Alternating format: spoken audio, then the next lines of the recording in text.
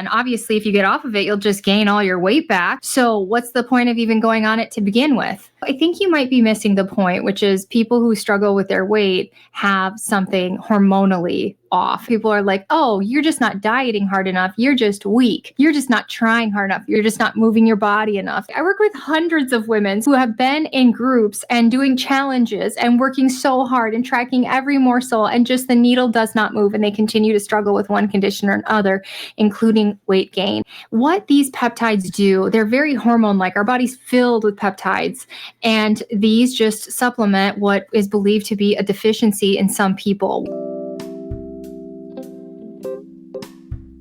Today's episode is brought to you by my free community found at radicallyhealthy.com, where you'll get support in adding things like a GLP-1 to your meaty movement toolbox so you can look and feel your best. Hope to see you there.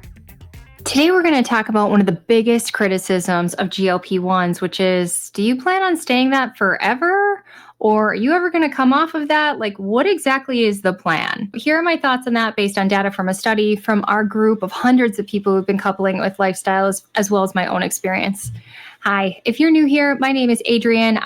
I've struggled with obesity my entire life, and I've done everything from being on The Biggest Loser to try to lose the weight, to gastric bypass, to marathoning and restricting food and portioning food and counting, everything keto, carnivore, and finally I've landed on eating a lot of meat, pushing some metal, and a low and slow dose of GLP-1. Before we head into our topic today, I just want to talk about an upcoming thing. It's called May You Be Successful. I hope we are all successful in May, hitting our health and wellness goals. But one thing we're doing in the private community at radicallyhealthy.com is everybody gets access to printable journals.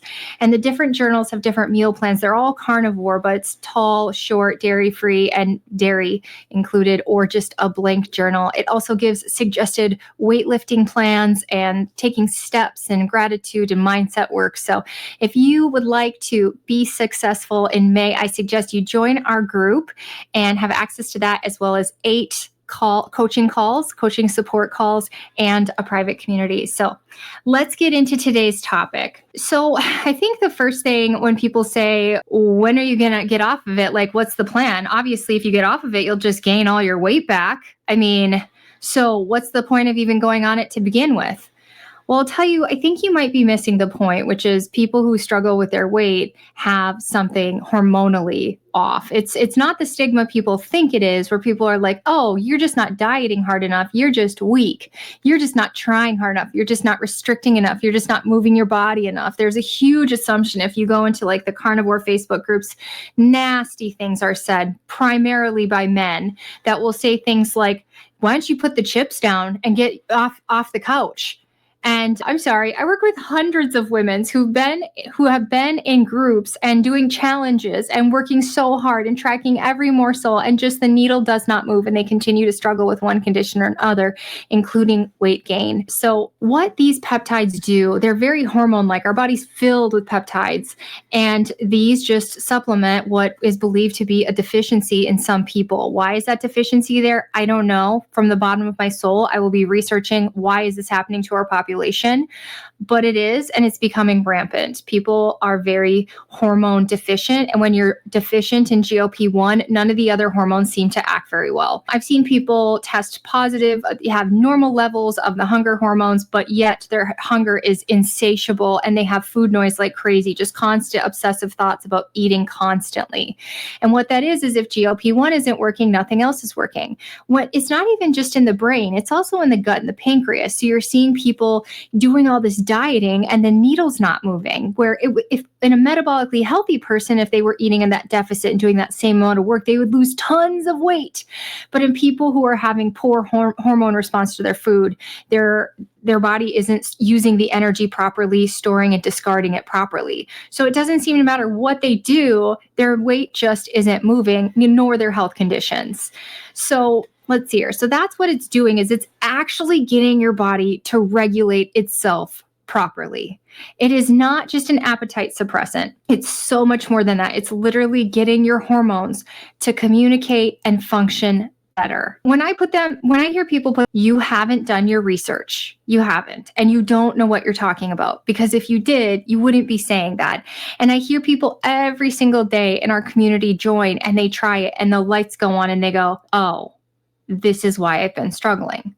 And it's very silent to the point people will say it's a placebo. Is this a placebo? Because you don't even notice it. It's just all of a sudden you aren't struggling anymore. It's not a feeling. It's not a nauseous feeling, as Ben Bigman claims. It's not a full feeling. It's just you eat your meal, you eat a decent, normal sized meal, you go about your day, you have freedom in your mind to go think about, learning, love, flowers, life. You're such a more productive person when you don't have obsessive thoughts constantly plaguing your brain. And then it's time to eat the meal again. You go, oh, yay, you still like eating. So you go eat again. It's dinner time. You eat your meal and you move on with your life. You don't spend your whole night in bed going, oh, what should I eat next? Walking to the fridge, back to bed, walking to the fridge, back to bed, walking to the fridge, back to bed. It's just complete relief. Let's talk about the latest study on tirzepatide that was published in PubMed. It was called Tirzepatide Did Not Impact Metabolic Adaptation in People with Obesity, but Increased Fat Oxidation. You will see some of the big talking heads saying, see, it doesn't change their metabolism. It's just calories in, calories out. That's all. It's just an appetite suppressant. We don't need appetite suppressants. But Dr. Tina Moore broke this study down. You actually have to pay to read the entire study. And anybody who's saying that hasn't read and actually analyzed the study. What it's saying is that when we lose weight, there's always a muscle loss percentage. And the muscle loss percentage is truly based not on whether or not you're taking a peptide, but whether or not you're nourishing yourself with meat and full spectrum amino acids, and if you are lifting weights. So if you're protecting your muscle or not, either way, you're going to lose muscle. And when you lose muscle, now your resting metabolic rate is lower because you've lost muscle. So that would be the expected metabolic change. But there is more of an adaptation that happens when hormones become involved.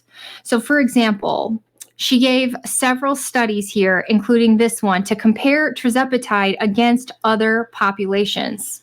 So the tirzepatide study, there was no ghrelin hormone increase after people lost 15% of their body weight. Only 20% of it was muscle loss. They were able to see that fat oxidation had increased and people had a very low risk of regain based on the hormones. This means that when they lost the weight, the only change to their metabolic rate was because of the 20% muscle loss. So they're resting now.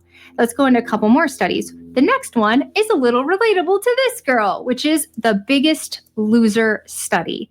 In this study, contestants lost on average 30% of their weight. There was severe muscle loss. Basically, what they did was put us on a starvation diet. Very, very, very low calories, coupled with intense, nonstop working out every single day. There was severe metabolic adaptation, meaning not only did we lose muscle, but the hormone signaling started going off, the ghrelin and leptin through the roof. The hunger cues, hunger hormones are through the roof, and it showed a 500 calorie change to the metabolic rate on average. What this did was cause people to immediately regain weight because their metabolism was in the tank. 6 years down the road, the hunger hormones had still been completely off and hadn't recovered. And it makes scientists question if that type of starvation diet is actually causing permanent starvation mode. Now, as far as my experience with this study is I immediately gained all my weight back. And in fact, I gained more. I gained 100 pounds, I want to say, within a year. I mean, it was so fast and scary. My hunger was through the roof. And then, of course, what did I do? I isolated. And it was honestly terrifying and sad. Now, I don't want you to feel sorry for me, okay? Because I don't feel sorry for me. I feel like The Biggest Loser was a very cool experience. And they were doing what we were told. And people to this day, like in the carnivore community, in some of the diet communities, I can't blame it on carnivore. It's happening in Weight Watchers, it's happening in all of the dieting communities, that they will say, you just need to diet harder. And if it's not working, that's you. So they just did what we thought we were supposed to do, which was calories in, calories out. And we did it to the max, and it made great TV. Turned out that's really horrible for your hormones and for your muscle. Okay, so I've also interviewed other contestants from the show and talking to them. Most of us are more than 10 years out. I think I'm 19 years out, and I was one of the OGs. The hunger hormones are still out of control 19 years out. So that experiment, when people are to say, oh, you don't need a GLP-1, what would you rather have, the Biggest Loser or a GLP-1? Where the studies were showing the fat oxidation, the hunger cues did not go up, less muscle loss is actually pretty muscle protective, no starvation mode, because the mechanism is to actually regulate your hormones in your system so your body doesn't think you're starving. We can go into how people break through that in just a second. But there was a third study she talked about, which was called CALERIE. They restricted 25% of people's calories for 2 years. They weren't necessarily obese or having metabolic issues per se. Everybody lost between 10 and 15% weight, but their hormones tanked. So on top of the muscle loss, they had 10 to 15% greater than the muscle loss in metabolic adaptation. So if it was normal to have 150 pounds or 150 calories per day less, it was that plus 10 to 15%. So there was a metabolic adaptation.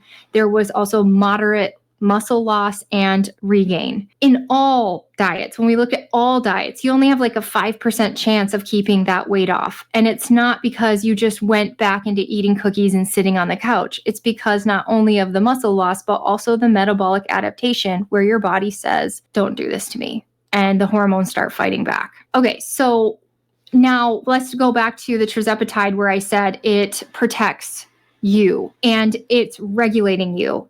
The caveat there, which we're all going to admit to, like nobody's going to lie about this, is when we look at the standard way it's being done. And I don't want to say certain words for this to get flagged, but the standard way this is being done, not how my group is doing it, how it's been done for the past few years through the standard medical system, is to up people, don't require them to eat meat. In fact, I was just listening to a nutritionist on one of the main podcasts today for GLP-1s. And they were talking about, ooh, don't eat too much red meat, but ooh, you should eat your plant proteins. The diet advice out there is horrific.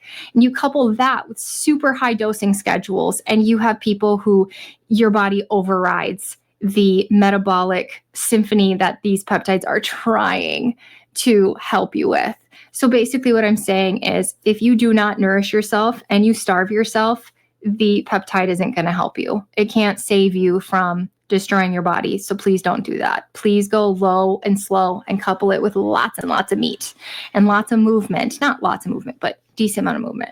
Okay, so when we look at these studies, it's clear that using tirzepatide is superior to standard dieting because it's actually working underneath to get the hormones to cooperate and to work properly. And when you're doing these other diets, you are losing more muscle and you're having more of a metabolic adaptation. The hormones are one of the main reasons why you are struggling with your weight. Yes. Processed foods are a problem, big time. Processed foods are a problem. I get it. But there are people who eat nothing but processed foods and they don't struggle with their weights because their hormones are still working. I've had people ask me, do you think that someone with only 30 pounds to lose should go on this? And I'd say, well, I think I'd rather that their hormones work to help them get to a healthy weight range than for them to be doing the dieting really hard and slow their metabolism. Also, we're going to go into some of the other amazing things that these things do. Okay, so real quick, when we talk about these, one thing Tina brings up again is that microdosing is not a weight loss method. I want to talk about what is a microdose.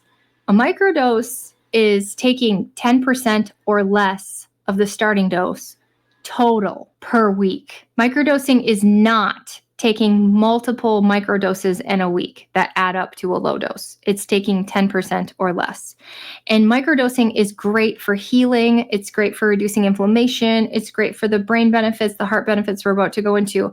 But for most people, microdosing, where you're 10% total per week or less, is not a great weight loss plan long term. I mean, if you're going to put a lot of work into it, maybe, but if your hormones aren't communicating properly, it's likely that you might need more. Now, what one person's microdose is another person's megadose. My husband and I are literally on totally different planets when it comes to dosing. So there's more nuance to that conversation. Okay, so if you're taking less than 10% of the starting dose per week, you will likely see a loss of inflammation, but you might need more to lose weight. I want to say in my group, just talking about dosing, we have a lot of successful people in the low dose range losing weight a lot. And it's amazing. They're eating a lot of meat, they're eating clean, they're tracking their food, and they're exercising pretty consistently. One group member today was saying she does the 10,000 steps a day, plus she lifts 3 times a week. If you couple these things with a low dose of GLP-1 in a lot of people that were previously struggling, the needle might start moving. But some people might need more. And I just want to throw in there that your dose is not your value. It's not. And we don't really, we shouldn't put so much weight into your dose because some people aren't as sensitive and they're not metabolizing it as much as other people. Okay, so some people are on mid doses. That's great too. Okay, so we've established how they work. They actually get your hormones working. They actually get things to start communicating when honestly before they were not communicating very well. And that's one of the main reasons you were struggling. Okay. The next thing people talk about when we're talking about coming off of it is the long-term side effects. That's the number one thing I hear from people too, besides, when are you going to get off of it? Are you going to stay on that forever? Is we don't know the long-term side effects. I could hear it all the time. Do you realize you're repeating a narrative? Please stop repeating the narrative. These have been studied for a very long time. But I would like to tell you about what is the alternative? Okay, so first, to be clear, before I go into this, what carnivore has helped me with is my mood, my skin, some food reactions, some inflammation, some digestive issues, and I tested positive for lupus antibodies. But today you can never tell because if you couple my carnivore with a low dose or LDN, my body is no longer locked up. Before carnivore and LDN, I could not turn my head. My neck was fusing together. I was as stiff as a board. I was losing function in my arms and legs continually. I was having horrible brain inflammation. And if you couple carnivore with LDN for me, it changed so many things. But what I continued to struggle with was my Hashimoto's, all my autoimmune stuff, my lichen sclerosis, my chronic weight gain, chronic blood sugar issues, chronic inflammation, perimenopause, brain fog, sleep disturbance, inability to regulate temperature, chronic fatigue, still tons of food reactions, brain inflammation and atrophy, hypothyroid, histamine intolerance, horrible immune function, and so much more. So when my hormones start communicating better and my inflammation goes down and my weight comes off, I got so much relief because my body is getting assistance regulating properly. Like it's actually working underneath there, where before it was just this big discombobulated mess. And there was no diet on earth that was going to fix this. And you can't tell me otherwise because I literally did lion diet for almost 2 months. I did the sardines. I did the water fasting. Carnivore, clean carnivore. My blood sugar issues were so bad I could not break free from carnivore. Much of my period was coffee free, sweetener free, dairy free. And yet I continued to have my cycles. I would gain 18 to 14 pounds every single cycle. I was having horrible perimenopause. So I'm seeing a lot of relief, but here's a few more things people can get relief from off-label. This is very anecdotal, but I'm seeing it and I'm feeling it. So not necessarily this first one, but for a lot of people, it reduces their alcohol and substance abuse. It can help people with cardiovascular disease, PCOS, non-alcoholic fatty liver disease, Alzheimer's and neurodegenerative disease, I know for me, I feel like there's a lot more zen in my brain. There will be a big event that will come up and it will hit me and it'll go, oh, shoot, for about 5 minutes. And then it'll be like, everything's going to work out. And just move on. It is crazy how relieving it is to the brain. This can also help with fertility, reproduction. We're constantly hearing about the GLP-1 babies. They call them something else. I don't want to say that word though.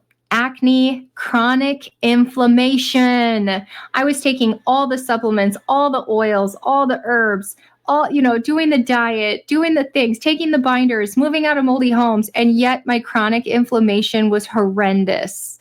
I mean, when I say, some people ask me, what does that even mean? Part of it was absolute inflammation that I gained 30 pounds in a summer. That's crazy. That I didn't eat 30 pounds. It was significantly inflammation. When I went onto this medication, in 2 weeks, I lost 15 pounds and I was peeing around the clock. I didn't sleep. I was peeing and peeing. So it was inflammation. Like I had an insane amount of inflammation and tirzepatide knocked it down.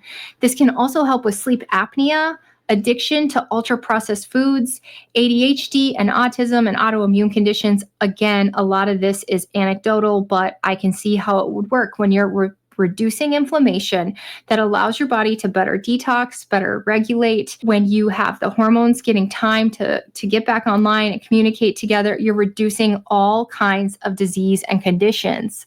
So when are you going to get off of it? Every person who asks me that question, it just makes me wonder, like, did you do the research on what these do, what they actually do? Natural weight gain naturally, when we lose weight, we lose somewhere between, let's see here, we already talked about that. Why? So what these do is get your system back online. For many people, they want to be on them for 16 to 18 months is what some doctors are saying, just because you're creating a new normal in your body.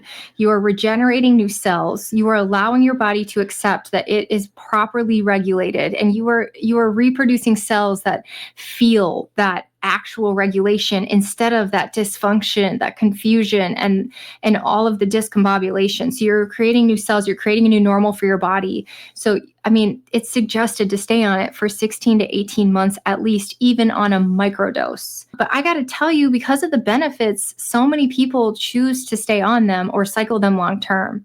I really want to read you some of the things that my members say, because I get these messages every single day. And it makes what I do just an absolute blessing, and it fills my soul, and it makes me want to cry every day when I get these messages. So I ate my meals today and I had no desire to keep eating. I ate them. I just got on with my day. First time ever. Is this a placebo or is this real? OMG. 100% I feel nothing except I ate a normal sized meal and moved on. No desire to keep going, which has never happened to me in my life before. If this is the effect, it will change my life. It has been off my whole life. Exactly what you said. So that was a person who just got on. I am eating and not wanting to keep going. This has never happened to me before. The only thing that is upsetting me is, why didn't I start this before, in big letters? I mean, if it's this easy on a low dose, my goodness, I have been living in hell for years. Why? And the next person, same. I'm feeling rage. This makes life so much easier. It's so unfair. So many of us have been suffering for so long and have been told that we are just weak and less than. I'm so full of gratitude for you. There's no words. You gave me the cure to a life-threatening disease that was destroying my life. I have no words. None. Thank you. Another person. Today is day 3 of tirzepatide. I could cry. I'm so happy. So they just started it. Instead of worrying I will fall off the wagon, I'm now planning healthy strategies to build muscle and endurance. No white knuckling. It's like my brain can relax. I enjoy the smell of my daughter's lunch, but I had no desire to eat one bite. I just ate my cheesy eggs on 2 egg life wraps and I was satisfied. I haven't opened the fridge to look in. I'm thankful God led me to this group and Adrian for starting it. Here's another one. Carnivore for over 10 years and felt like a constant failure. At first, I lost weight, then I gained it back, and the food noise was horrendous. I have lost 40 pounds since starting GLP-1. Thank you for sharing and encouraging us. This next one. I struggled for a long time. I had so much self-loathing from that to the point where I just stopped trying. GLP-1s have been a lifesaver. I'm finally losing a steady 1.2 pounds per week. I'm doing better every day. I have a lot of trauma from not succeeding with keto and carnivore. I'm still working through that. This is one of the reasons I wish people would stop posting that all you need is carnivore. There is no all you need diet and like some people need more. And what this is doing is regulating their hormones. And diet for when people need that hormone regulation, the diet isn't going to change the hormones. And in fact, as we see in the studies, it causes a metabolic adaptation that can make it worse. Okay, but like I said too, there are benefits to eating healthy, which is why my group chooses to continue to eat a lot of meat, and mostly meat. Almost everybody in my group is a carnivore. Okay, funny enough, I've been eating way more sardines since starting tirzepatide. Before I planned to eat them, but once I was hungry, the other foods were calling me. Now that it's quiet, they meant up here, I can plan and execute my meals with more logic than lizard brain. I am now in the driver's seat. This makes people feel normal. It shouldn't be obsessive, compulsive, nonstop noise up here. It's not a choice when you have that noise, because if it was a choice, you would tell it to go the freak away and leave me alone. I already ate breakfast. Okay, here's one. 10-year carnivore, white knuckled the whole time. Felt like a failure. On GLP for 6 months, went from the 170s to the 120s when coupling it with lifestyle. Everything just started working. It was like putting on glasses. No longer consumed by food noise. Complete freedom. Daily life completely changed. Full of energy. These peptides saved her life. She prayed for years for something to help lift the compulsive overeating and food noise. GLP-1 was the answer to her prayers. So these are people who literally were working so hard and doing all the things.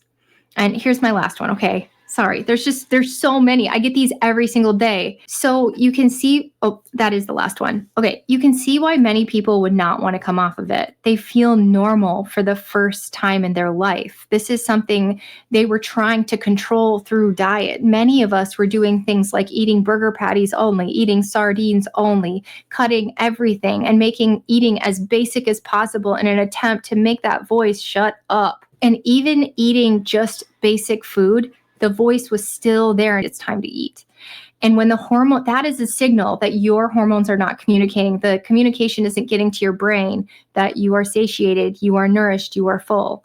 And when you get that signaling online, it changes everything. People are in the driver's seat for their health for the first time. So the stigma really needs to end. It's never been more clear than ever after you try this. Like they said, it's like putting on glasses, that it wasn't a lack of effort. It is actually hormone pathways not functioning. So let's say you do this and you decide, I do want to try to get off. I do want to see if I'm actually healing, which I believe there's a lot of room for healing. When you hear people say, oh no, you can never come off of it, I think they're referring, there's a couple populations, but like when we're looking at the standard route, that is the standard message, because they jacked themselves way up on the doses. They were required to do it to keep their insurance coverage. They had to go up, up, up, up per the doctor. Those other ones are just loading doses. They're not actual doses, which is just crazy because much of my group is not even on the starting dose, but just a loading dose. So they jack people up, they desensitize their receptors, which is horrifying to me because it's not a long-term solution if we are jacking up your receptors. You're just going to have to keep going up, up, up. And on top of that, if you haven't learned true nourishment and you're not eating meat and you are wasting away all of your muscle and you're not lifting, we are just destroying your body. And that is a tragedy. And in those cases, you've metabolically adapted yourself, not because of the GLP-1, but because you didn't eat and you didn't nourish yourself and you didn't lift weights. And that is a place, Dr. Jones, he calls it zombie mode. It would be very difficult to get off of it without regaining all of your weight and having horrible food noise in a situation like that. But if you take it low and slow and you couple it with eating a lot of meat, in our group, we work too of, yeah, some people will add some foods back, but are we eating foods that satiate us? Are we eating foods that are causing the food noise? If you're taking a low enough dose, if you eat processed foods, it's going to cause you food noise because processed foods they're not natural to our body. And so our body doesn't have a natural hormone response to that. But if you take a high enough dose, you could pretty much eat anything for a while. it wears off. For a while, you could eat those processed foods, but our group works on, let's stick primarily with the things that are natural to our body, like meat. So if you're doing those things and you're staying low and slow, I believe some doctors will say after you've gotten to your health goal, whether that's weight or reduced inflammation, whatever it is, after you've gotten to your goal, you want to stay kind of on that medicinal dose for 6 to 12 months and let your body feel and regenerate those cells at the new normal. So you want to be at a therapeutic level for 6 to 12 months to create a new normal for your body. Your body starts getting used to feeling regulated. After that time, if you're ready, you could start tapering off. We had Madison Loeth. I don't know if I said her name right. And she came on and she talked about how she actually went on, lost her weight, and then went right off. I would have said, maybe you want to stay on a little longer, but obviously there are some cases where you can't. She stayed really low. She did the lifestyle things and she came off. We also, some more examples of people who with dosing is Lorraine from the Downsized. To get to her goal, her highest was 12.5. When she initially lost all her weight and started maintenance, she immediately tried to come down and her body just wasn't ready. She stayed at 12.5 for a while because she just needed to for a while. But now she's been in maintenance for 6 months and she's now working at like 5. I don't know if that's going to stick, but she's after time, initially she was struggling to come down in dose, but after 6 months now, she's come down. Dr. Lauren Fitzgerald, she is on Instagram as Dr. Lauren Fitz. She has a med spa health practice, hormones, health, all the things outside of Chicago. And she was able to get her perimenopause weight or whatever it was off, and then she trickled off. And you can follow her on Instagram, and she hasn't come back on, at least not yet. So it absolutely is possible to come off, and that's up to each individual whether or not they want to do that. Okay, so you can cycle down like what Lauren did, or what Madison did was she spread out her shots and she lowered her dose. And then what you could do is you could implement other tools like CaloCurb, which is a natural GLP-1 stimulator. You can get that on you can look calocurb.com or whatever. And then you could use other peptides and couple it with eating a low carb diet and exercise, and you could do that. A population that might struggle to get off is a population that has chronic autoimmune conditions and you haven't gotten to the root of why you have that condition. Like, for example, my sister, she actually did her whole journey. Most of it was on semaglutide. Part of it was on liraglutide, I think. And so semaglutide, she gets to her goal weight, she comes off. Honestly, the girl maintained her weight. And people in the dieting community and in the carnivore community would scold her and say, you didn't do it right, because she did not exercise her entire time and she did not eat a lot of meat. She did reduce what she was eating. And at the end, she did start exercising. But really, the exercise amped up after she went off the medication. She started Pilates and yoga and walking. And she was able to maintain her weight loss despite doing it the wrong way per people, But despite that, she was able to keep her weight off and exercise. So I do believe she was on it for a therapeutic amount of time, enough to change a new normal in her body. She recently decided, though, I hope she's okay with me telling you this, to go back on it because of inflammation. And that was it. Not her weight. She's looking actually better than she did when she came off it. She's looking amazing. And she's more flexible than ever. She's totally gotten her body and her life back, but she has so much inflammation. So she's deciding to go back on a microdose of it. And she's on a much lower dose than she was. I don't even know if she's on the starting dose. And I think it's been a couple of months that she's been on the starting dose, and that's plenty to keep her inflammation down, but her weight was fine to begin with, so she doesn't need high doses to lose weight or to maintain the loss. So Now, when we talk about underlying conditions, just the last caveat, or the last topic for the night, I have been deep diving into my underlying, why do I have this chronic inflammation? And there's a series of events, and I'm going to say Biggest Loser is probably one of them. I also have a head injury. I also grew up in a moldy house. I was also bit by a tick. I also have been in an abusive relationship or like a traumatic relationship situation. When you combined all those things, and then I got the bad virus, I ended up with chronic inflammatory response syndrome. But what really triggered it? My doctor and I think Lyme's disease. So we'll find out soon. In the next couple of weeks, I will find out if that is what it is. But sometimes the root of why you have an autoimmune condition is because you're living in a moldy house. Sometimes it's because you have some kind of infection. Other things that can treat it are an infection from eating contaminated fish, being bitten by a brown recluse spider, living near a lake or a body of water that gets the blue-green algae. Yeah.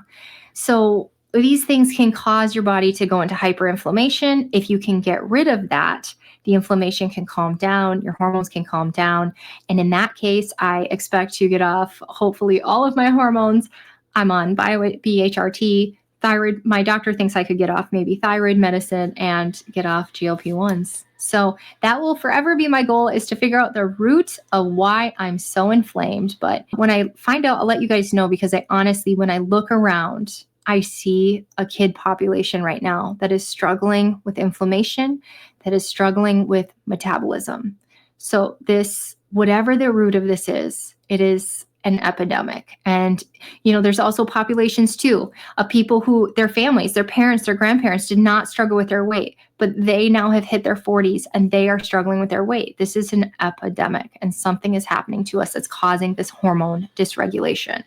So for some people, taking a therapeutic level, whatever that is for them, it's not the same for everyone, can get their hormones back online. For some people, they're going to have to do a little bit more root digging. But that is the piece for today, is when can you come off? It depends on you. It's totally possible. Take a lot of action steps while you're on it to help you be in a position to be able to get off.